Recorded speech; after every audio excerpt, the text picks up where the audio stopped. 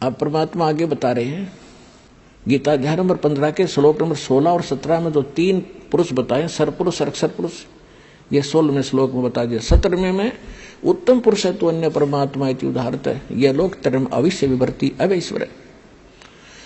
अब गीता अध्याय नंबर 15 के श्लोक नंबर 1 से इसका लिंक है, ऊपर को जड़ और नीचे को तीनों गुण रूपी शाखा वाला।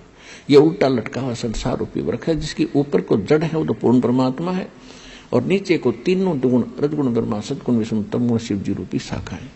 तो परमात्मा ने स्वयं आकर बताया था कि अक्षर पुरुष एक पेड़ है, सरपुरुष यानी ज्योति निरंजन वा की डार, और तीनों देवा शाखा है, ये पात्र रूप संसार। अब ये दास बता रहा है कि जो जड़ है वो परम अक्षर ब्रह्म है। गीता अध्याय नंबर 8 के श्लोक नंबर 3 वाला वो परम अक्षर ब्रह्म है। वो परम अक्षर पुरुष कहो, परम अक्षर ब्रह्म कहो।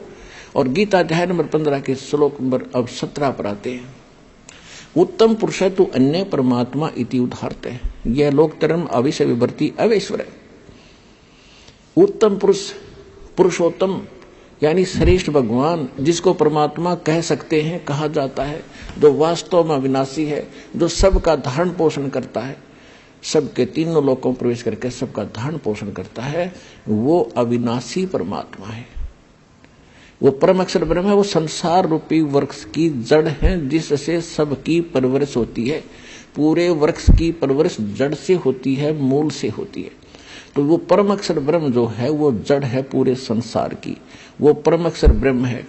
गीता अध्याय नंबर 18 के श्लोक 62 में जिसके विषय में कहा है कि अर्जुन तू सर्वभाव से उस परमेश्वर की शरण में जा, उसकी कृपा से तो परम शांति को और सनातन परम धाम को प्राप्त होगा। तो यहाँ गीता अध्याय नंबर 8 के श्लोक 5 और 7 में गीता ज्ञानदाता ने अपनी विषय बता दिया कि भक्ति भी कर, युद्ध भी कर, जन्म मृत्यु तेरी भी रहेगी, मेरी भी रहेगी। तो गीता ज्ञानदाता के पास वो कंप्लीट कोर्स नहीं है जिससे जन्म मृत्यु उसकी कट सके और उसके उपासक की कट सके, स्पष्ट कर दिया। अब वो कहता है कि उसके लिए तत्वदर्शी संतों ने खोज ले। तो इस विषय में आज तत्वदर्शी संत ये रामपाल दास है, जिला हिसार, हरियाणा।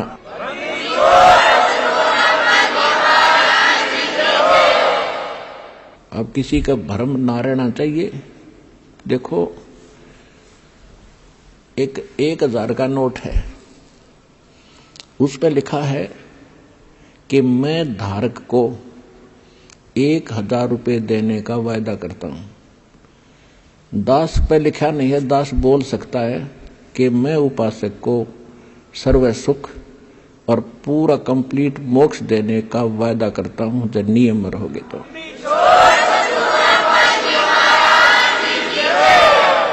तो पुण्यात्माओं, बिना बताए पता कैसे चले?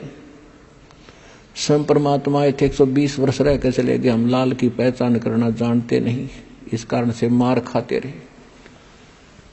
और एक तो कहना होता है, विद प्रूफ प्रूव करूंगा कि इस विषय में किसी के पास ज्ञान नहीं, किसी के पास समाधान नहीं, और कबीर जैसा भगवान नहीं, और इस परमात्मा के दास को जो प्राप्त है, कबीर परमात्मा का दिया हुआ ऐसा कोई ज्ञान नहीं।